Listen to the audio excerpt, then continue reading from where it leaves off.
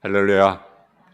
오늘 시편 19편 7절에서 11절 말씀을 가지고 여호와의 말씀이라고 하는 제목의 말씀을 가지고 말씀을 전하겠습니다. 하나님의 말씀 듣고 깨닫는 사람이 있고 하나님의 말씀 듣고 깨닫지 못하는 사람이 있습니다. 하나님의 말씀을 믿는 사람도 있고 믿지 않는 사람도 있습니다. 영국의 자라자 존 로커는 성경은 하나님 인간에 내려주신 가장 위대한 축복이라고 말합니다.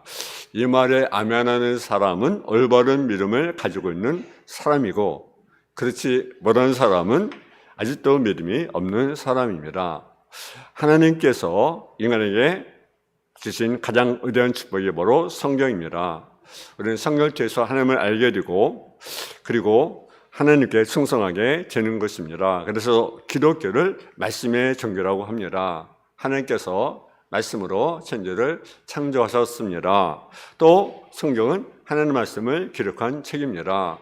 우리 하나님의 말씀을 듣고 깨닫고 이 말씀을 전할 때 복음의 씨앗이 심겨지게 되는 것입니다. 그런데 이 말씀은 개인뿐만 아니라 나라와 국가에도 많은 영향을 미쳤던 사실을 우리가 역사를 통해서 알 수가 있습니다.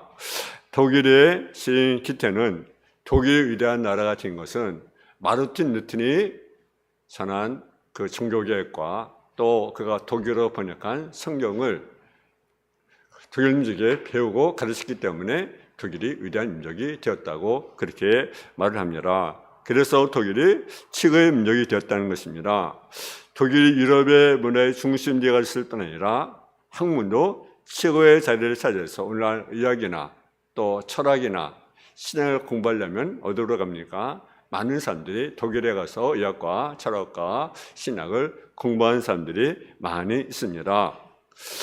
또 프랑스인 피터 위고는 영국이 세계 나라가 된 것은 하나님의 말씀에 있다고 그렇게 말을 합니다. 오늘날 지에서 제일 좋은 나라가 어디입니까? 가장 아름답고 살기 좋은 나라, 평안 나라가 어디입니까?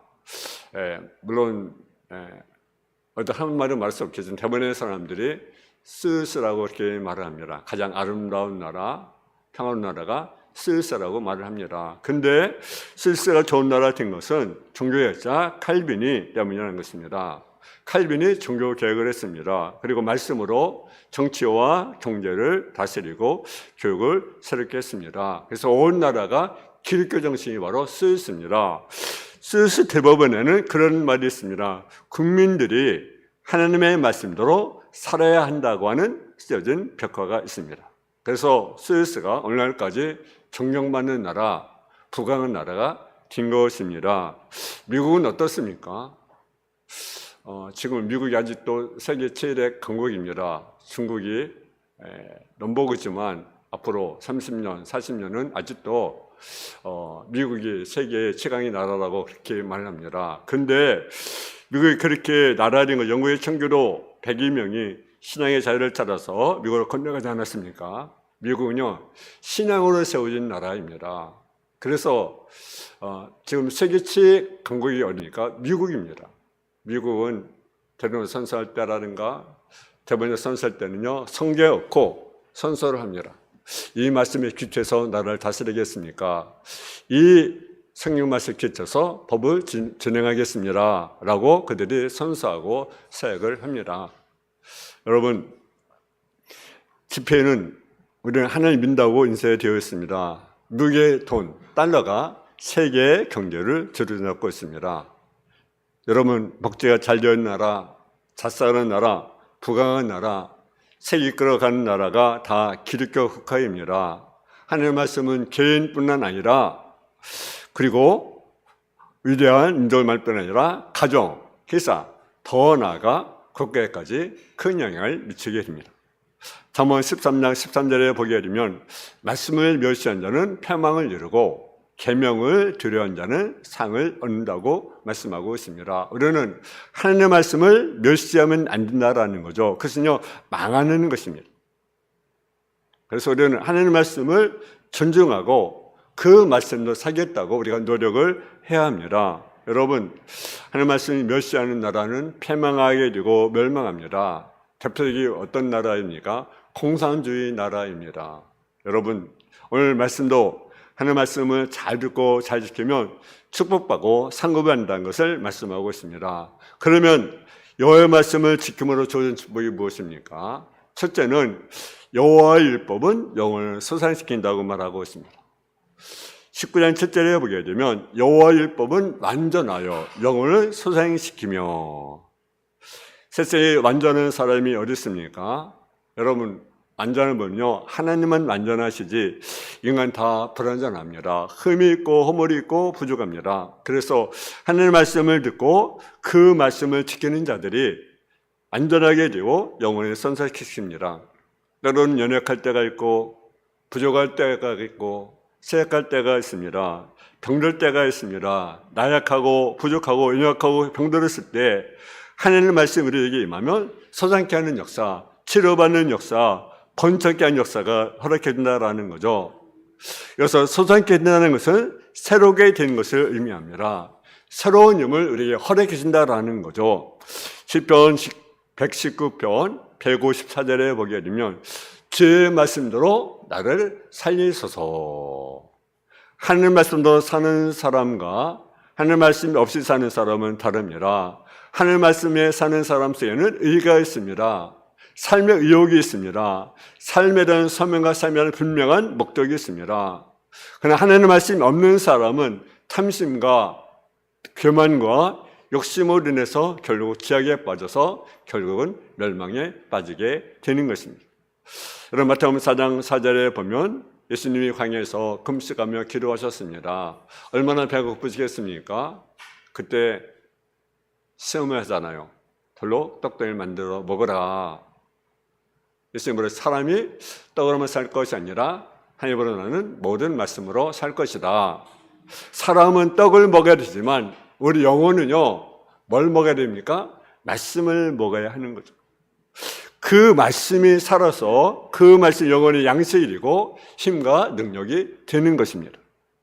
여러분, 어떻게 하면 영혼이 소생케 되고 활려있는 삶을 살아갈 수가 있겠습니까?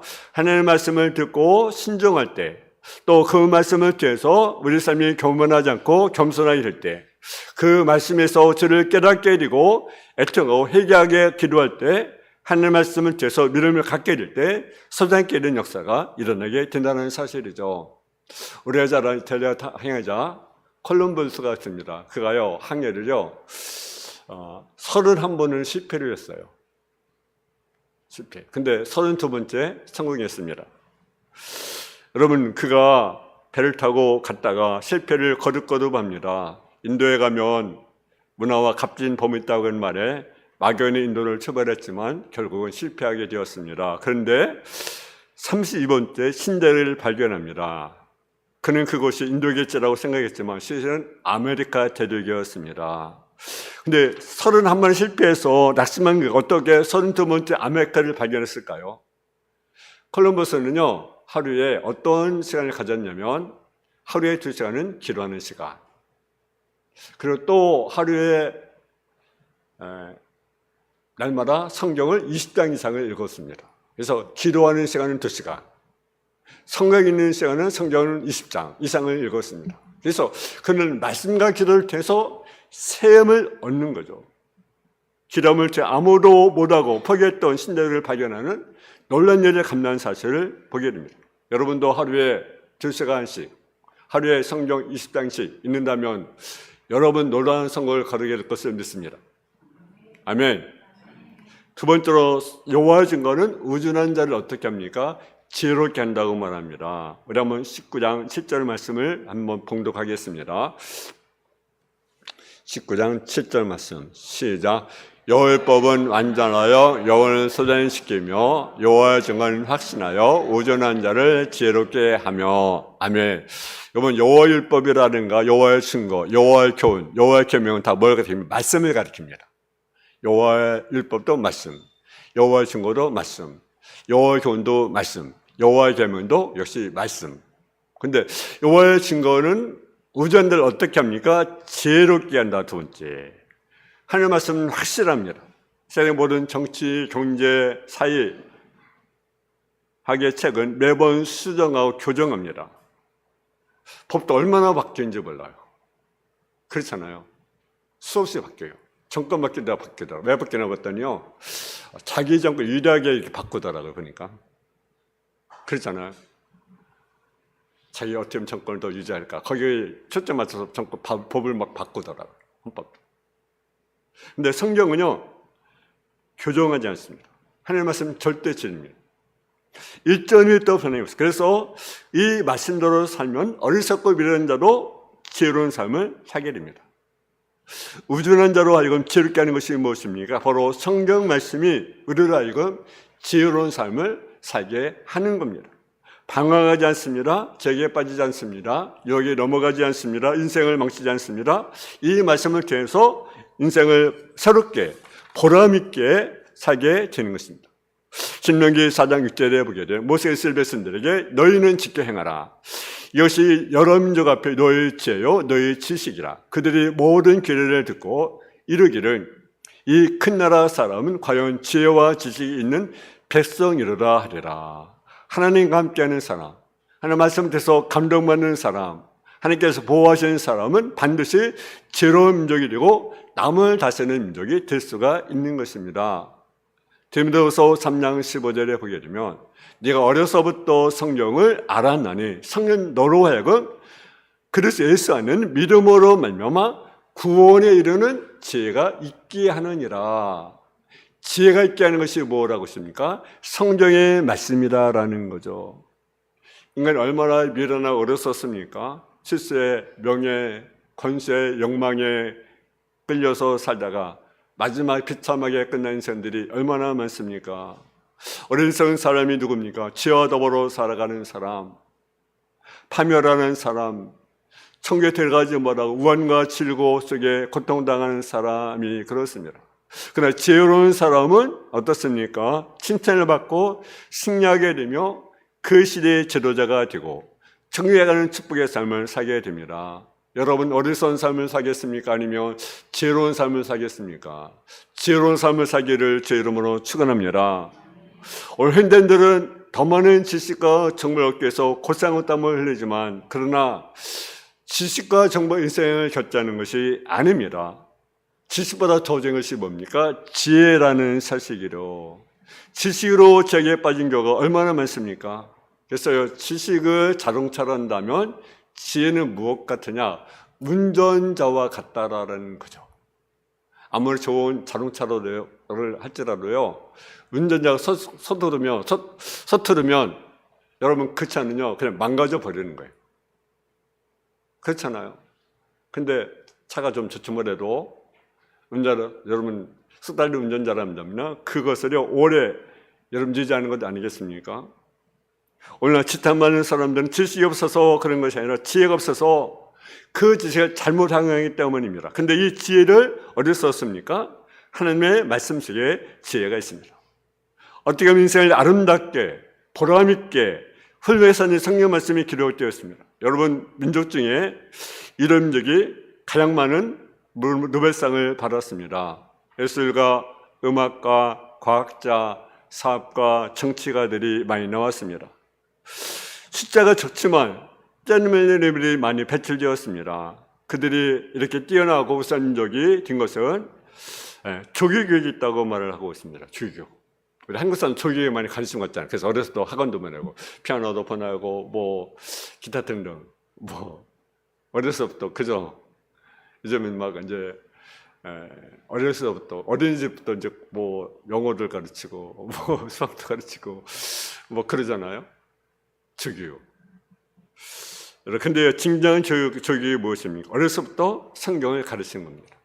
하나님을 알게 하고 하나님을 사랑하고 예수를 사랑하고 하나님의 말씀대로 살게 하는 것입니다. 어려서부터 하나님의 말씀을 깨닫고 하나님께 기도하고 하나님께 예배드린 것을 통해서 자녀들의 앞길이 승리가 번영되게 되는 것입니다. 개인도 가정도 국가도 역시 마찬가지입니다. 어려서부터 하나님 아는 것이 바로 축복의 상징이고 그 사람은 평생 하나님의 도움과 축복 속에 살아갈 수가 있는 것입니다. 세계적 컴퓨터 IBM 컴퓨터 회사가 있습니다. 이 회사에 참여한 사람이 토마스 왓슨이라는 사람인데 그 성경에 있다가 히브리서 3장 1절의 말씀, 예수를 깊이 생각하라는 말씀에 감동을 받아서 어떤 선을 만들 것인가, 그리고 어떤 제품을 만들 것인가, 판은 어떻게 할 것인가 라고 생각하다가 표를 뭘로 써져 있냐? 생각하라. 생각하라는 표로 정해서, 그리고 희사선을 정했습니다. 그러면 성경을 통해서 생각이라는 죄를 털어가고 그걸 통해서 세계적인 컴퓨터 회사를 설립하게 된 것입니다. 여러분, 하나님의 말씀을 읽을 때, 하나님의 감동을 받을 때, 하나님의 말씀과 함께할 때 여러분의 인생도 축복의 인생이 될 수가 있습니다. 오늘 수많은 사람들이 하나님의 말씀을 저버리기 때문에 흑암과 어둠 속에 살아가고 있는 것입니다. 그러나 하나님의 말씀을 더불어 살아간다면 그 사람은 빛과 된 인생을 살아갈 수 있다는 사실이죠. 세 번째로 여교는 마음을 기쁘게 한다라는 사실이죠. 오늘 본문에 보니까 여교는 정직하여 마음을 기쁘게 하고, 여러분 정직하게 사는 것이 어떤 길입니까? 정직하게 사는 길은 하나님의 말씀대로 사는 것입니다. 오늘 수많은 게이트, 뇌물 사건이 일어나는 이유가 무엇입니까? 여러분, 이 게이트라는 것이요, 끊임없더라고요. 가만히 보니까 정권이 바뀐다고 없는 게 아니더라고요. 정권 바뀌면 과거는 정직한 것 같은데 지나고는 또 다 드러내기. 그런 거래요. 우리 한국만 봐도 그렇잖아요. 그죠? 역대 이런 정치인들, 대통령, 총리, 국회의원, 시장들. 요즘에 그렇잖아요. 요즘에도 무슨 게이트. 끊임이 없더라고요. 왜 그렇습니까? 말씀에 기초되어 살아가야 되는데 그러지 못한가 그런 거죠. 선지음으로 나라 정직합니다. 하나님의 말씀 우리에게 정직을 가르칩니다. 정직하게 사는 사람은 마음이 기쁩니다. 하나님의 말씀 살면 우리 마음이 기쁘고 즐거움이 넘치게 됩니다. 시편 1편 5절에 여호와의 율법은 즐거워하라. 즐거워 그 율법을 저로 묵상한 자로다. 보이는 사람, 늘 말씀을 생각하고 늘 말씀을 늘 묵상한 사람이 복 있는 사람인 것입니다. 그래서 여러분이 복 있는 삶을 살면 어떻게 됩니까? 말씀을 읽고 말씀을 지키고 말씀을 자로 묵상한 자가 될 때 우리는 복 있는 인생이 될 수가 있다라는 사실이죠. 에레미야 15장 10절에 보게 되면 만군의 하나님 여호와여, 나는 주의 이름을 일컫는 자라. 내가 주의 말씀을 얻어먹었사오니 주의 말씀은 내게 기쁨과 내 마음에 즐거움이오나.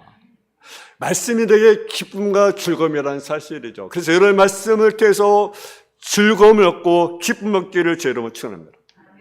현대들은 TV나 신문, 책보다 그 사람에게 더 많은 영향을 미치는 사람이 있습니다. 근데 오늘 많은 사람, TV, 신문, 책에는 정말 빠진 사람이 많지만 하나님의 말씀을 보는 사람은 극히 드뭅니다. 행복한 사람이 행복하지 못하고 성공할 사람이 성공하지 못하고 큰일 났을 때 큰일 나지 못하는 것은 왜 그렇습니까? 하나님의 말씀과 거리가 있기 때문에 그런 거죠. 하나님의 말씀에 관심을 갖고 하나님의 말씀을 가까이 하면 하나님의 말씀이 있는 사람에게는 무엇이 있습니까? 기쁨이 있습니다. 우리는 기쁨에 충만한 삶을 살아갈 수 있기를 제 이름으로 축원합니다. 어느 의학 보고에 하면 현대인들의 3분의 2가 정신질환 환자라는 사실이죠. 그러니까 3명에 1명은 크고 작은 정신질환을 앓고 있는 거예요. 그래서 고통증이 있습니다. 그 정신질환 중에 술, 담배, 마약 원인 중에 하나가 우울증이라고 하는 거죠. 그래서 현대인의 첫 번째 질병은 암이 아니라 뭐냐? 우울증이라는 것입니다. 그래서 우울증 때문에 뭘 받아요? 스트레스 받고, 스트레스는 또 뭐 걸려요? 암에 걸리는 거죠. 그러니까 여러분이 암에 안 걸리면 스트레스 받으면 안 됩니까? 받아야 있어요? 안 받아야 되겠죠. 우울증에 걸리면 첫째는 아무 이유 없이 슬퍼지는 거죠. 그리고 모든 일에 자신감이 없습니다. 그래서 무력감, 실패감으로 마음의 고통이 쌓이게 되는 거죠. 이도로 산 비참해 죽고 사는 부정적인 자아성에 쓰려고 삶의 기쁨도 흥미도 없이 살아갑니다. 그래서 아무것도 아닌데 신경질을 내고 안절부절 못하고 곧장 싸움합니다. 밤에 잠도 제대로 자지 못합니다. 그러다가 여기저기 몸이 아파오기 시작을 합니다. 우울증이 더 심해지면 죽고 싶은 생각만 들고 더 나아가서 자살을 하게 되는 거죠. 우울증은 병원에서 약물요법으로 치료한다고 하지만 근본적인 치료가 되지 않습니다. 우울증 치료는 어떻게 되겠습니까? 하나는 일을 하는데 즐겁게 하라는 거죠. 즐겁게. 여러분 이런 거 즐겁습니까? 안 즐겁습니까? 아침에 여러분 나가서 직장에서 근무하는데 여러분 즐겁습니까? 아니면 오늘 하루로 안 나갈 수는 없고 그래서 그냥 어째로 나갑니까? 여러분 이왕이면 즐겁게 나가시기 바랍니다. 즐겁게 하라. 즐겁게. 또 하나는 적당한 운동을 하라는 거죠. 세 번째는 하나님의 말씀을 믿는 믿음이 있어야 된다라는 거죠. 하나님의 말씀 믿는 믿음. 또 하나는 뭔가 성령 충만을 받아라. 아멘. 그러니까 이 말씀을 믿는 믿음을 갖고 또 뭘 받아라? 성령 충만을 받아라. 그럼 우울증이 싹 사라진다. 할렐루야. 우울증을 물리치지 못하면 스트레스 쌓이고 스트레스 쌓이면 암으로 고생을 하게 되는 것입니다. 그래서 여러분 하나님의 말씀을 통해서 인생을 기쁘게 살아가는 저와 여러분 다 되어지기를 주님의 이름으로 축원합니다. 마지막은 여호와의 계명은 눈을 맑게 한다라는 사실이죠. 우리 8절 말씀을 같이 봉독하겠습니다. 시작. 여호와는 정직하여 마음을 기쁘게 하고 여호와의 계명은 순결하여 눈을 맑게 하노라. 아멘. 하나님의 말씀은 순결합니다. 하나님의 말씀 속에서 우리는 항상 거룩하고 깨끗하고 새롭게 하는 역사가 나타납니다. 하나님의 말씀은 순결하여 우리 눈을 맑게 합니다. 여러분 어려움 속에 있다가 빛이 있는 데 나가면 얼마나 하나입니까? 여러분 장님으로 살다가 눈을 뜨면 얼마나 좋겠습니까? 안경을 안 쓰면 안경 쓰는 사람이 어려움을 모릅니다. 저도 실력이 굉장히 좋았는데 요즘 안경을 쓰고 있어요. 평소 안 쓰지만 이제 글을 보내서 뭐 책을 읽거나 이렇게 하면 이제 안경을 써야 돼요. 근데 안경을 쓰는 사람과 안 쓰는 사람은 엄청 차이가 있죠. 안경 못 쓰면 책도 읽을 수 없잖아요. 또 볼 수도 없잖아. 그렇잖아요. 여러분 마찬가지입니다. 하나님의 말씀을 아는 사람은 세상 만사가 환하게 보입니다. 무엇이 옳은지, 어떻게 해야 하는지 자신감이 있고 용기가 있고 희망이 있고 어떻게 살 것인지를 다 보입니다. 그런데 하나님의 말씀 없는 사람은 어떻게 살아야 할지 몰라 어둠 속에 헤매게 되는 것입니다. 하나님의 말씀으로 빛 가운데 살고 어둠 속에 벗어나는 여러분이 되시기를 제 이름으로 축원합니다. 하나님의 말씀을 알면 삶의 목적이 분명해집니다. 하는 일이 형통하게 되고 또 그 사람을 통해서 놀라운 역사를 성취하게 되는 것입니다. 잠언 15장 30절에 보게 되면 눈이 맑은 것은 마음을 기쁘게 하고 좋은 기별은 뼈를 윤택하게 하느니라. 우리 마음에 기쁨이 넘쳐야 합니다. 감사가 넘쳐야 합니다. 남을 도와주면서 행복하고 성공적인 삶을 살아가야 되는 것입니다. 누가복음 11장 34절에 보면 네 몸의 등불은 눈이라. 네 눈이 상하면 온 몸이 밝을 것이요 만일 나쁘면 네 몸도 어두우리라. 여러분 존 오웰이라는 교수가 그런 말을 했어요. 인간은 탐심과 욕심과 교만이라는 장막이 덮여있다. 근데 탐심과 교만과 욕심의 장막을 벗어나는 것이 무엇이냐? 그것은 제가 하는 것은 바로 성경이다. 하나님의 말씀을 읽으면 그 말씀이 우리 눈을 밝게 해서 거룩하게 살고 이롭고 선하게 착하게 살게 한다고 말을 하고 있습니다. 1931년 노벨 평화상을 받은 제인 애덤스라는 여자가 있었습니다. 이 사람은요 시카고의 큰 부잣집 딸입니다. 그 의대에 가서 공부를 하다가 그만 척추 장애로 학업을 포기하고 좌절하게 되었습니다. 그래서 그 좌절을 극복해서 이제 여행을 떠나게 됩니다. 근데 영국에 여행을 하면서 빈민굴에 가게 되었습니다. 근데 그 빈민굴에 가보니까 사람들이 그냥 맨발로 걷고 거기서 그냥 맨땅에 자고 먹고 그분이 충격을 받는 거죠. 그 사람들의 모습을 보면서 저 사람들의 모습을 보니까 우리 집 강아지만도 못하구나. 우리 집 강아지는 호호이식 하는데 저 사람들은 그 맨땅에 먹고 자고 저도 먹지도 못하고. 그래가지고 집에 돌아 성경을 읽었습니다. 미가서 6장 8절에 보니까 여호와께서 구하는 것은 오직 정의를 행하며 인자를 사랑하며 겸손하게 네 하나님과 함께 행하는 것이 아니냐. 이 말씀을 읽고 감동을 받고 남은 인생을 가나안 사람들의 친구가 되어야 되겠다라고 생각을 하고 부모님부터 재산을 상속을 받아 그 돈으로 시카고에 헐하우스라는 곳을 마련해 청소년들을 모아서 가르치고 자료받을 수 있게 도와준 일을 하게 되었습니다. 다른 사람의 인생을 자료받을 수 있는 일을 도와주게 된 것입니다.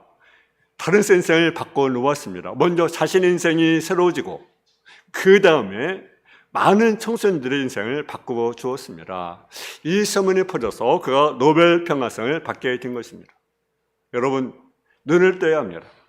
내가 가진 재능, 내가 가진 지식, 지혜를 가지고 은사를 가지고 내가 무엇을 할 것인가? 어떻게 인생을 살아갈 것인가? 그냥 단순히 먹고 마시고 즐기는 인생을 살아갈 것인가? 어떤 내가 가치 있는 보람 있는 내 삶을 내가 살 것인가? 여러분, 하나님의 말씀을 통해서 우리가 눈을 뜨기를 원합니다. 인생의 가치를 깨닫기를 원합니다. 어떻게 내가 살 것인가? 그냥 뭘 먹을까? 뭘 마실까? 뭘 입을까? 거기에 인생의 초점이 아니라 그래서 세상사람들 하는 것입니다. 똑같습니다. 사람들은 먹는 거, 마시는데 입는 거, 거주하는 거 좀 더 어떻게 보면 좀 단순한 좀 나은 삶을 살 것인가? 그것은 똑같은 거예요. 믿는 사람과 안 믿는 사람 똑같은 별 다른 것이 없잖아요. 그죠? 우리 믿는 사람이 그런 삶을 산다면 가치 있는 것이 아니죠. 여러분, 하나님의 말씀을 지킴으로는 축복을 받아요. 영혼을 소생시키시고 믿은 자, 우리 얻은 자가 뭡니까? 지혜로운 삶, 마음을 기쁘게 하는 삶, 그리고 어두운 눈을 밝게 하는 저와 여러분 되어지기를 주님의 이름으로 축원합니다. 하나님 아버지 하나님, 은혜와 사랑을 감사합니다. 하나님의 말씀을 내서 정말 우리 영혼을 소생시키며 지혜로운 삶을 살게 해주시고 마음을 기쁘게 하고 정말 우리의 눈을 밝게 하는 성도의 삶으로 덧입어 주옵소서. 우리의 삶이 정말로 말씀을 통해서 삶의 분명한 목적을 알고 가치를 알고 살아가길 원합니다. 무엇을 먹을까? 무엇을 마실까? 무엇을 입을까? 초점이 아니라 어떻게 하면 보람 있는 삶, 어떻게 하면 가치 있는 삶, 어떻게 하면 주리한 삶을, 어떻게 하면 주님께 어울리는 삶을 살 것인가? 우리의 삶의 목적을 우리가 바꾸는 성도의 삶으로 덧입어 주옵소서. 먹든지 마시든지 무엇을 하든지 오직 주님의 영광에서 삶을 살아가는 성도의 삶의 모습이 되게 없어서 인생의 초점을 말씀에 두고 말씀의 기초를 두고 인생을 살아가는 가치 있는 삶을 살아가는 성도의 삶으로 덧입어 주옵소서. 예수님의 이름으로 기도했습니다. 아멘.